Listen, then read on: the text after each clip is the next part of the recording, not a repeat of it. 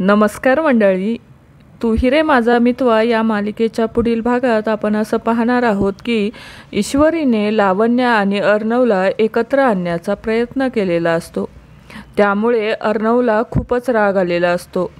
अर्णव ईश्वरीला म्हणतो की हे माझं जीवन आहे, यापासून दूर राहा आणि तू आणि आजीने नाही ठरवायचं की मी काय करायचं ते। त्यानंतर एकीकडे आपण पाहतो की ईश्वरी आईला झालेला सगळा प्रकार सांगते व त्यानंतर ईश्वरीची आई म्हणते की अर्णवच्याच मनात नसेल तर हे नातं कसं टिकणार।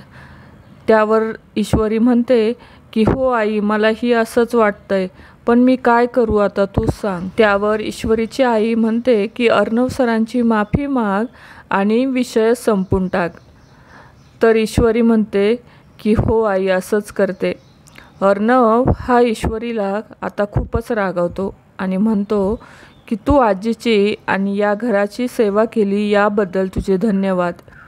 यापुढे मला तुझी सर्व्हिसेसची गरज नाही आहे, मी तुला कामावरून काढून टाकणार आहे। कारण अर्णव हा खूपच चिडलेला असतो, आता या घरात येण्याची गरज नाही असं तो ईश्वरीला रागात बोलतो।